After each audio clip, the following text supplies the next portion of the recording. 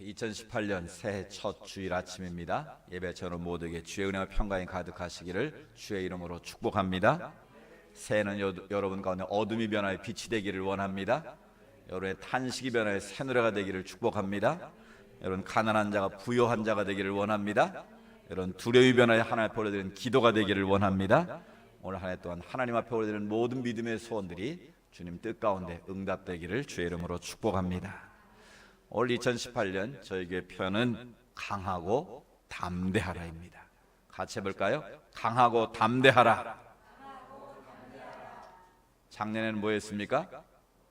오직 믿음으로 살리라. 저는 표를 정할 때 항상 이 문장으로 합니다.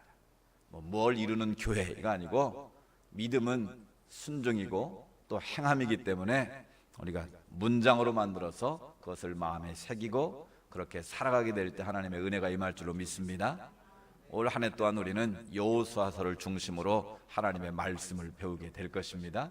그래서 우리 삶 가운데 역사하시는 하나님을 통해서 우리 삶 가운데 우리가 어떻게 하면 강하고 담대한 삶으로 승리할 수 있을까?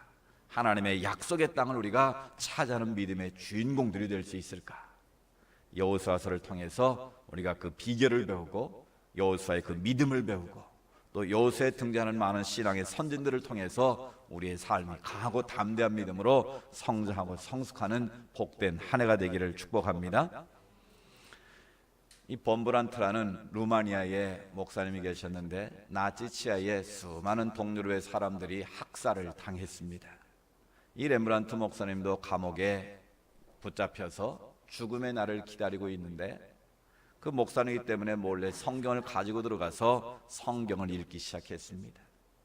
주변에 많은 사람들이 환경이 힘들고 어려워서도 죽어나갔지만 그 마음의 두려움 때문에 스스로 죽어가는 사람들이 너무 많다는 것을 알았어요. 그래서 창세기부터 성경을 읽으면서 두려워하지 말라는 단어를 찾기 시작을 했는데 찾아보니까 정확하게 365개가 등장하더라는 거예요. 할렐루야.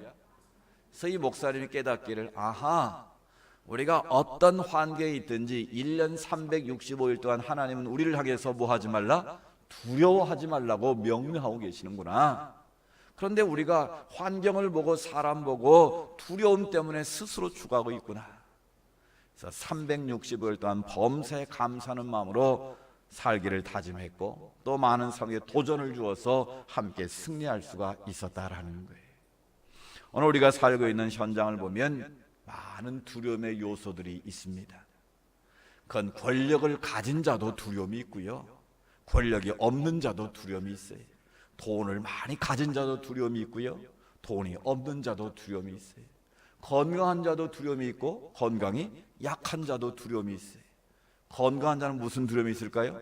언제 내 건강이 없어질까? 그 두려움을 하고, 건강이 약한 사람은 이러다 내가 언제 또 죽을까? 그러니까 형편과 처지만 다를 뿐이지 우리의 삶은 다 두려움으로 가득 차 있다라고 말씀드릴 수 있습니다. 그런 두려움이 뭘까요? 두려움은 자기의 과거의 상처가 내 마음에 새겨진 그 아픔이 되어서 자기도 모르게 내 삶 속에서 나타나는 경우가 있어요. 그래서 이 상담학에서 이 두려움, 이 상처를 다룰 때는 항상 이 과거의 기억 속에 내재되어 있는 그 아픔의 문제를 꼭 터치를 합니다. 많은 경우는 역기능 과정에서 부모님의 사랑을 잘 받지 못하고 자라나게 되면 그것이 자아가 제대로 형성되지 못해서 사춘기 때 그것이 방황으로 나타나기도 하고 어른 돼서도 사춘기에 그것이 나타나기도 하고 그 마음의 아픈 상처들이 여전히 우리 무의식 속에 남아서 두려움과 염려와 근심, 걱정거리를 주는 요소가 될 수 있다는 거예요.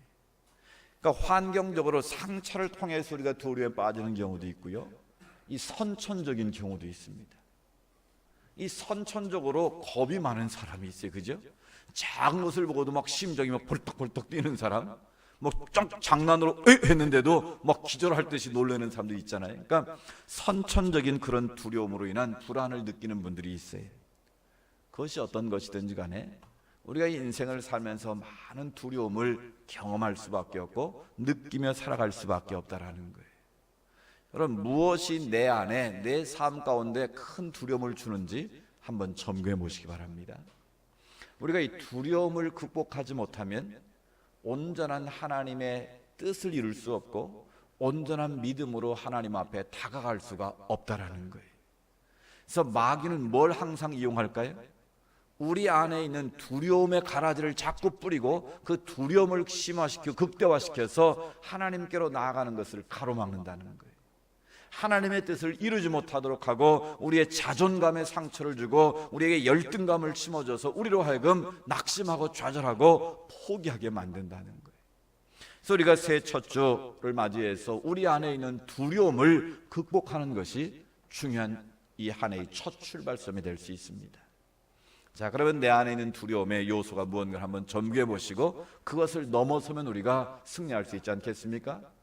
용기 있게 나아갈 수 있지 않겠습니까? 첫 번째로 우리에게 두려움을 주는 요소가 뭘까? 뭐 다 다르겠습니다만 첫 번째로 생각할 수 있는 것은 죄로 인한 두려움이 있어요. 사람이 죄를 지으면 본능적으로 양심의 법에 의해서 뭐가 와요? 두려움이 찾아와요. 아이고 목사님 저는 죄 지어도 뭐 참 잘 오는데 거기 가서 뭐라 그래? 양심에 뭐 맞은 사람? 그건 화인 맞은 사람이. 죄를 짓고도 아무런 죄책감이 없다? 이거는 정말 힘든 사람이에요. 정말 이런 분은 일주일간 가서 금식해야 될 사람들이. 이런 아담과 하와가 하나님이 금하신 선악과를 따먹고 나서 제일 먼저 반응이 뭐예요? 두려워서 숨은 거예요. 왜 숨어요? 전에는 벌거벗고 살아도 아무런 뭐 수치도 없고 부끄러움도 없고 평화로웠는데 샬롬의 상태였는데 죄를 짓고 나니까 그 양심의 법이 그를 고발하게 되고 양심의 눈이 밝아지니까 수치를 알게 되고 그리고 나니까 두려움이 생겼다는 거예요. 그래서 그것을 가리기 위해서 무화과 잎으로 치마를 만들어 입고 어디로 숨어요? 하나님이 못 찾을 것 같은 곳으로 숨는 거예요. 그래서 죄 지면 지금도 사람들이 다 어떻게 합니까? 숨어요. 본능적으로 숨게 되어 있어요. 그럼 숨는다고 그게 가려질까요? 엊그제도 보니까 사람을 죽이고 15년 동안 공소시효가 15년이니까 15년 동안 잘 도망 다녔더라고요. 근데 실은 안타깝게 요즘은 이 수사 기법이 발달하고 DNA 검사 이런 게 해가지고 전 같으면 그냥 묻힐 일들이 15년, 20년, 3년 뒤에 다 드러나잖아요. 근데 그분은 안타깝게도 15년 만에 잡혔더라고요. 근데 저는 그게 뭐 잡힌 게 안타까운 게 아니라 목사로서 그런 마음이 들었어요. 15년 동안 안 잡혔지만 이 사람은 감옥에 있는 것보다 더 편했을까요? 불편했을까요? 틀림없이 불편했어요. 차라리 그냥 감옥 가서 국가에서 주는 국가 장학금 받고 사는 게 낫지 도망 다니면서 15년 동안 얼마나 그 마음에 고통이 있고 인간관계 다 끊어지고요. 얼마나 힘들었겠어요.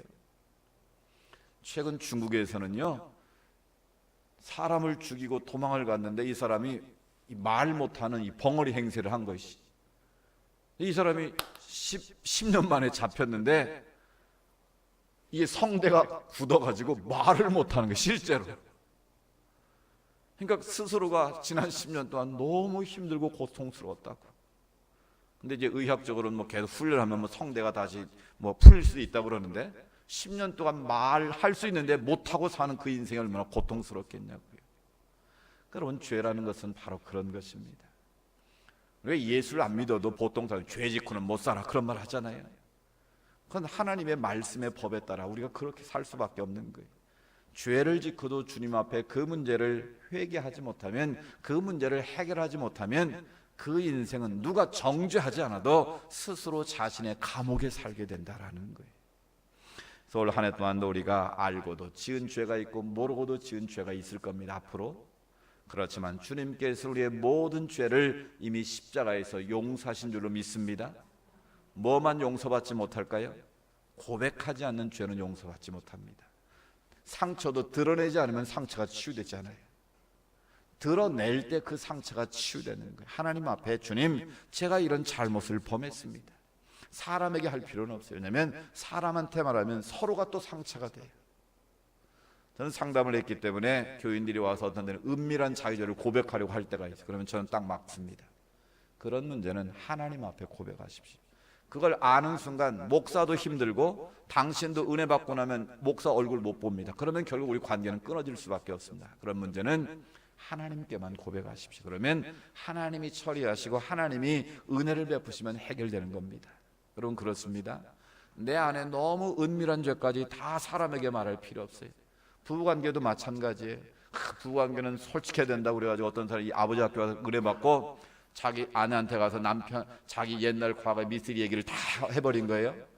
그럼 이게 은혜가 될까요? 상처가 될까요? 조금만 이상하면 옛날 미스터리 만나러 가는 거 아니야? 그러니까 의심의 병이 생기고 결국은 그게 가정불의 원인이 된다는 거예요. 그러니까 우리의 죄는 누구한테? 하나님 앞에 고백하시면 돼요. 하나님 우리에게 자유를 주시고 기쁨을 주시고 은혜를 베풀어 주시는 거예요. 자, 죄로 인한 두려움은 우리가 어떻게 하면 된다고요? 중학하고 주님의 용서를, 십자가 용서를 경험하시면 되는 거예요. 두 번째는요, 상처로 인한 두려움이 있어요. 이 대표적인 것이 바로 어린 시절 엮이는 과정에서 부모의 사랑을 충분히 받지 못하면 이런 일들이 나타날 수 있어요. 그런데 다 사랑을 못 받았다고 다 역기능이 나타나는 건 아니에요. 오히려 그런 사랑받지 못하고 막 가난하고 힘든 과정에서 자란 사람이 거꾸로 그걸 극복할 수 있는 힘을 키워서 오히려 더 인생에 성공하는 자가 될 수도 있어요. 그러나 많은 경우에 있어서는 그렇지 못한 경우가 있어요. 그 마음의 상처가 해결되지 않으면 그것이 성인이 돼서도 나타나는 거예요. 여러분의 자녀의 모습을 보면 나의 모습을 보는 거예요. 그러니까 너는 누굴 닮아서 그러냐? 그게 다 누굴 닮아서 그래요? 부모를 닮은 거예요. 내 어린 시절의 모습이 그대로 그 아이에게 투영되는 거예요. 그래서 자기 안에 그 상처가 있으니까 너는 그렇게 되지 말라고 늘 바른 말을 하는데 아이들은 그게 또 뭐가 돼요? 그게 또 상처가 되는 거예요. 제가 전에 그 상담을 한 분은요, 아이가 장가를 가가지고 직장을 생활하고 아버지 회사를 물려주고 싶은데 아버지가 볼 때 이게 도대체 이 아들이 마음에 안 드는 거예요. 그러니까 이 장가를 갔는데도 이 형제의 취미는 뭐냐면 로봇을 모으는 거예요. 그러니까 아버지가 볼 때는 꼴불견인 거예요. 이 자식아, 네가 장가 가지고 애가 생겼는데 맨날 로봇 타고 놀면 되겠냐? 네가 이래 가지고 내 사업을 물려받을 수 있겠냐? 결국은 이 젊은 성도가 가출을 해버린 거예요. 애를 놓고 부모 아내를 놔두고. 그러니까 난리가 난 거예요. 울고불고 저를 찾아와서 어떻게 하면 좋겠냐. 그래서 다행히 저와 연결이 되고 해서 이제 그 성도를 상담하고 또 둘 데려다 놓고 또 상담을 하고 이제 마지막에는 그 아버지를 직접 부모와 함께 만나게 했어요. 근데 거기서 한 결정적인 말이 뭔 줄 아세요? 왜 그 아기 아빠가 된 그 젊은 성도가 왜 어른이 돼서도 성인 아이의 어린 아이의 모습을 계속 보였을까요? 그분이 울면서 한마디를 하는데 그 부모도 울고 다 울었어요. 그 말이 뭔 줄 아세요? 아빠, 나는 지금까지 30 넘도록 자라면서 아버지 앞에 칭찬 한번 받아보는 게 저의 소원이었어요. 제가 초등학교 다닐 때 성적표 뭐 받아오면 너는 결국 이거밖에 못 받냐? 그래서 자기가 막 죽어라고 해가지고 다 술을 받아왔대. 그래서 이제는 오늘은 아버지한테 칭찬 한번 받겠다 싶어가지고 막 정신없이 뛰어와서 아빠 나 올수 받았어 그랬더니 아버지가 하는 말이 이번 시험이 쉬웠냐? 우찌 너 같은 게 어떻게 다 술을 받았냐? 그 말에 자기가 완전히 무너졌다는 거예요. 그래서 내가 아버지한테도 칭찬 한번 못 받는 인생 살아서 내가 뭐 하겠냐? 그때부터 탈선한 거예요. 사춘기를 거치고 계속 그러면서 그 인생을 사는 거예요. 그래서 울면서 하는 말이 아버지 한 번만 나를 칭찬해 주셔서 내가 이렇게 안 됐을 겁니다. 나는 아버지 앞에 칭찬 한 번 받는 게 내 소원이었는데 아버지는 한 번도 나를 책망만 했지 잘했다고 격려하고 칭찬한 적이 없었어요. 그래서 서로 통곡하고 우는 것을 제가 봤습니다. 여러분 그렇습니다. 우리는 사랑이란 이름으로 막 뭘 얘기하지만 결국은 그게 상처가 되고 아픔이 돼서 그 아이들의 못이 박혀서 성인이 돼도 그런 성인의 모습이 나타난다라는 거예요. 이건 어떻게 해야 될까요? 생각나는 게 있으면 관계 속에서 풀어야 됩니다. 이 부분은. 그래서 아버지 학교에서 잘하는 게 그런 거잖아요. 아버지에게 편지를 쓰는 거잖아요. 돌아가신 분에게도 편지를 써서 낭독을 하고 많은 사람들 앞에서 서로 위로하고 격려하고 한번 울고 나면 그래도 마음의 후련함을 느끼는 거잖아요. 그러니까 관계 속에서 이런 상처는 우리가 서로 간에 풀어낼 때 그 안에서 자유함을 얻게 되는 거예요. 뭐 실패로 인한 두려움이 있습니다. 특별히 사업을 하시는 분들은 한 번 실패하면 그 다음에 도전하지 못하고 자꾸 뒷걸음질 쳐서 결국 인생의 패배자로 가는 경우들이 있는데 그런 두려움도 있고요. 또 대인관계에서 한 번 큰 상처를 받으면 관계를 맺지 못하고 두려움 가운데 사는 분도 계시고요. 더 큰 문제는 미래에 대한 불확실성 때문에 많은 사람들이 오늘도 두려움 가운데 빠지고 있다는 거예요. 여러분, 두려움은 우리 인생을 죽게 만드는 거예요. 우리 인생을 낙오자로 만들고 패배자로도 만들 수 있는 거예요. 오늘 칼럼에 쓴 이야기를 한번 여러분 집에 가서 읽어보시면, 페르난도 5세가요 어떤 유명한 정것을 그가 당신은 마드리갈에 가면 죽을 겁니다. 그 예언적인 말 한마디가 마음에 꽂혀가지고 평생 그 두려움에 살았다는 거예요. 멋진 별장을 그 마드리갈에 지어놓고도 한 번도 거기를 가지 못했다는 거 아니에요? 왜요? 가면 죽는다는 그 말 한마디에 대한 두려움 때문에 그것이 그 인생을 지배하기 시작했다라는 거예요. 그런데 어느 날 여행을 하다가 어느 시골에 가서 잠을 잤는데 마침 컨디션이 좋지 않은 상태에서 여기가 어디냐라고 물었더니 하는 말이 마드갈리입니다. 그런데 이 왕은 뭘로 들었을까요? 늘 그 트라우마가 있으니까, 염려, 노이로제가 있으니까 마드리갈에 가면 나는 죽는다, 그 생각이 늘 있는데 마드리갈이 아니라 어디라고요? 마드갈리입니다 그랬는데 그걸 마드리갈로 듣고 일주일 만에 스스로 죽었다라는 거예요. 이게 뭘 말할까요? 우리 안에 있는 두려움이 얼마나 우리 인생을 지배하는가를 알 수 있는 단적인 예가 아니겠습니까? 그렇습니다. 오늘 우리가 두려움에 사로잡히게 되면 나도 모르게 열등감이 생기고요, 자존감이 낮아지고요, 그래서 대인관계에 기피하게 되고 새로운 일에 도전하지 못하고 자꾸 현실에 안주하고 회피하려는 그런 것들이 나도 모르게 내 삶의 형태로 자리 잡게 된다라는 거예요. 인터넷에 보니까 남자와 두려워하는 게 있더라고요. 30대가 되면 뭘 두려워할까요? 매월 날아오는 신용카드 고지서가 두렵대요. 40대가 되면요, 한밤중에 아내가 야한 옷을 입고 등장하면 겁이 난대요. 두려움에 빠진대요. 나이가 드신 분 잘 모르실 거예요, 뭔 말인지. 50대 남자는요, 한여름에 아내가 곰국을 끓이면 두려움에 빠진대요. 왜? 7, 8일 동안 해외여행 간다고 그거 먹고 살고 있으라고 곰국 끓이면 두려움에 빠진대요. 60대가 되면요, 이사 가는 게 제일 두렵대요. 자기 버리고 갈까봐. 따라가려면 어떻게 해야 돼요? 아내가 좋아하는 강아지를 끌어안고 얼른 차에 올라타 있어야 데리고 간다는 거예요. 70대가 되면요, 등산 가자는 게 제일 두렵대요. 왜?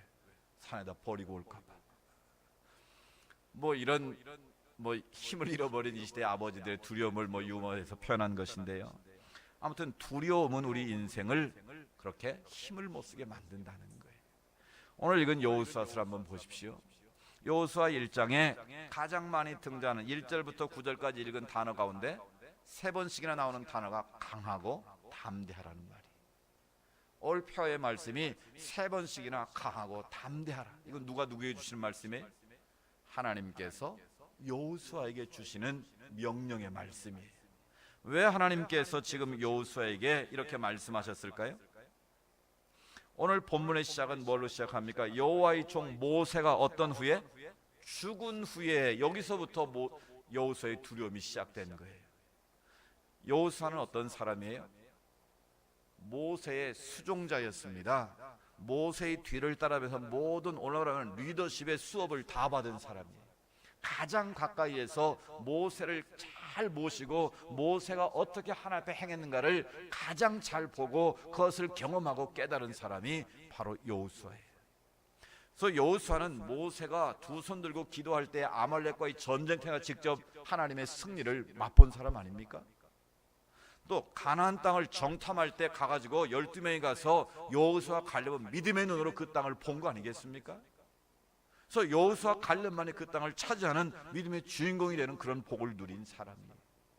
그런데 모세가 죽고 나니까 여호수아의 마음속에 갑자기 두려움이 생겼다라는 거예요. 이건 표면적인 이유입니다. 어떻게 내가 모세의 리더십을 계승을 받아서 이 60만, 실제로는 200만이 넘는 이 사람들을 하나님의 약속의 땅으로 데리고 갈 수 있을까라는 그런 표면적인 이유가 있었다라는 거예요. 두 번째, 자신의 능력에 대한 두려움이 있습니다. 그렇게 훌륭한 지도자 모세도 40년 동안 그토록 백성들이 반역을 하고 또 모세를 돌로 치려 죽이려고 하고 엄청난 지를 가진 모세가 그런데 과연 내가 그 일을 감당할 수 있을까? 자신의 능력에 대한 두려움이 있는 거예요. 세 번째는 사명감에 대한 두려움이 있었습니다. 세상의 뜻을 이루는 것이 아니라 하나님이 약속하신 그 땅을 차지해야 되는 이 엄청난 사명을, 영적인 부담을 떨쳐내기가 쉽지 않았다라는 거예요. 이건 우리들도 마찬가지입니다. 내가 의지하던 줄이 끊어졌을 때, 내가 믿었던 사람이 세상을 떠나거나 멀리 이사가거나 내 시야에서 사라졌을 때 우리는 나도 모르게 두려움 가운데 빠지게 되는 거예요. 또 우리가 일상적으로는 내 능력의 한계를 느끼면 그때 우리 안에 두려움이 생기는 거예요. 또 우리가 신앙인으로서 하나님이 주신 영적인 그 비전에 대해서 내가 이룰 수 없다고 생각할 때도 우리 안에는 나도 모르게 두려움이 엄습하는 거예요. 그럼 그 두려움을 어떻게 극복할 수 있을까요? 오늘 여호수아에게 주시는 하나님의 명령입니다. 강하고 담대하라. 그리고 강하고 담대하려면 두려움을 극복해야 되지 않겠습니까? 그 첫 번째 비결이 하나님이 나와 함께 하신다는 믿음을 가지라고 오늘 성경은 강조합니다. 오늘 5절에도 보면 내 평생에 너를 등이 대적할 자가 없으리니 내가 모세와 함께던 것 같이 너와 함께 있을 것임이라. 내가 너를 떠나지 아니하며 버리지 아니하리라. 세 가지 하나님께서 명제를 주십니다. 내 평생에 능히 너를 대적할 자가 없을 것이다. 모세와 함께 했던 것처럼 내가 너와 함께 하겠다. 그리고 내가 너를 떠나지도 않고 버리지도 않겠다. 한마디로 말하면 임마누엘 하겠다. 내가 너와 항상 함께해서 너를 지키고 너를 보호하고 마침내 너로 하여금 승리하겠다는 하나님의 약속의 말씀입니다. 그렇습니다. 우리의 두려움은 내 능력의 한계에서부터 시작이 되는 겁니다. 내가 할 수 있는 능력이 있으면 두려워할 이유가 없습니다. 그러나 우리가 재정의 문제든 건강의 문제든 우리가 영적의 문제든 내 힘과 내 능력으로 감당할 수 없다고 생각할 때 두려움이 나를 엄습하는 거예요. 그걸 이길 수 있는 비결이 무엇입니까? 나는 할 수 없어도 죽은 자를 살리신 하나님, 무에서 유를 창조하신 하나님, 그 하나님이 나의 아빠가 되시고 그 하나님이 나를 지키시고 보호하신다는 믿음이 있으면 오늘 우리는 승리하게 될 줄로 믿습니다. 오늘 두려움을 떨치게 될 줄로 믿습니다. 모든 어린이들이 공동묘지를 다 무서워하는데 한 아이만은 그 공동묘지를 자기 놀이터처럼 항상 뛰놀고 즐기더라는 거예요. 그래서 사람이 물었습니다. 너는 어린애가 무섭지도 않냐? 이 공동묘지를 네 놀이터처럼 이렇게 신나게 뛰어노니? 그 아이 대답이 뭐였을까요? 이 공동묘지의 관리인이 제 아빠예요. 아버지가 그 공동묘지의 관리인의 아버지가 항상 자기와 함께하고 있는데 이 아이는 뭐가 두렵겠습니까? 마찬가지. 우리가 이 세상, 이 험한 세상, 영적인 아버지가 없이 하나님이 나와 지켜준다는 확신이 없이 인생을 살려면 이런 자동차 운전해도 얼마나 겁나는 일입니까? 내가 길을 걸어가도 얼마나 두려운 일입니까? 언제 어떤 일이 벌어질지 아무도 모르잖아요.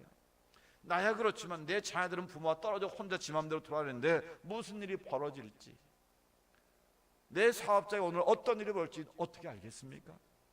그걸 염려 근심으로 쌓아두기 시작하면 이건 완전 노이로제가 되는 거예요. 그러나 분명한 것은 오늘 하나님 여호수아에게 말씀하신 것처럼 내가 너와 함께 하겠다. 내가 너를 버리지도 않겠다. 절대 너를 떠나지 않겠다. 너를 대적할 자가 없게 만들어주겠다. 오늘 그래서 하나님 우리에게 주신 약속인 줄로 믿습니다.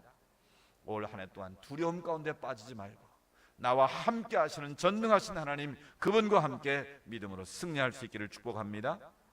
두 번째는 비전에 대한 확신이 있을 때 두려움이 사라지는 것입니다. 우리들이 두려움 가운데 빠지는 중요한 이유 중에 하나는 불확실성이에요. 무슨 일이 내일 또 한 달 뒤에 1년 뒤에 일어날지 아무도 모르기 때문에 우리는 두려움 가운데 빠지는 거예요. 앞에 구체적인 뭐가 보이면, 확실한 목표가 있고 확실한 인생의 비전이 있는 사람은 두려워하잖아요. 근데 그게 모호한 사람은 항상 두려움 가운데 빠져요.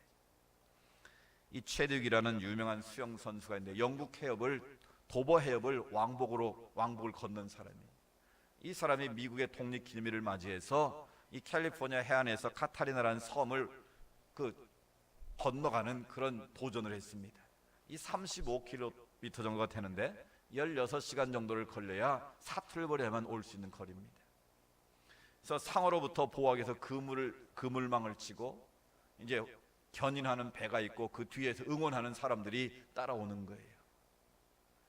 그래서 15시간을 한 번도 쉬지도 않고 먹지도 않고 계속해서 바다를 수영을 하는 거예요. 저 체온이 얼마나 사람을 힘들게 합니까? 그런데 죽을 힘을 다해서 15km, 이제 거의 35km 와서 이제 조금만 더 가면 캘리포니아 해안에 도착하는 거예요. 그런데 더 이상 못 하겠다는 거예요. 더 이상 나는 수영을 할 수 없다는 거예요. 그래서 옆에 따라가던 어머니가 용기를 줍니다. 거의 다 왔다. 조금만 더 힘을 내면 너는 성공할 수 있다. 그런데 결국은 포기하고 나오고 말았어요. 그 다음 날 기자회견이 열렸습니다. 그 기자회견에서 체득이 이런 말을 했습니다. 눈에 보이는 것은 자욱한 안개뿐이었어요. 만일 캘리포니아 해변이 보였더라면 저는 충분히 목표를 이루었을 겁니다. 안개가 제 승리를 빼앗아갔습니다. 뭘까요? 800m 앞에 캘리포니아 해안이 자기 눈에 보였다면 자기는 무슨 일이 있어도 갔을 거라는 거예요. 그런데 안타깝게도 그날은 안개가 자욱하게 껴서 바로 눈앞에밖에 보이지 않았다라는 거예요. 무엇을 말합니까? 내 인생의 구체적인 목표가 보이지 않고 내 인생의 비전을 상실하면 결국 우리의 모든 것이 숲으로 돌아갈 수 있다라는 거예요. 그래서 하나님께서는 여호수아에게 네 눈앞에 있는 60만 사람을 보지 말고 하나님의 약속의 땅을 보라고 말씀하는 거예요. 네가 그 땅을 내가 너에게 반드시 주겠다고 구체적인 지도까지 그려가시면서 설명을 해주시는 거예요. 이런 내 눈을 가리는 안개 같은 존재가 무엇입니까? 잠언에 보면 묵시가 없으면 백성이 방자히 행한다고 말합니다. 즉 하나의 신 계시 비전이 없는 사람, 인생에 분명한 목표가 없는 사람은 결국 작은 일에도 헛된 일에 빠지게 되고 결국 그 인생의 꿈을 포기할 수밖에 없다라는 거예요. 사랑하는 여러분, 내 인생에 하나의 신 비전이 무엇입니까? 나를 통해 이루기를 원하시는 하나님의 뜻이 무엇입니까?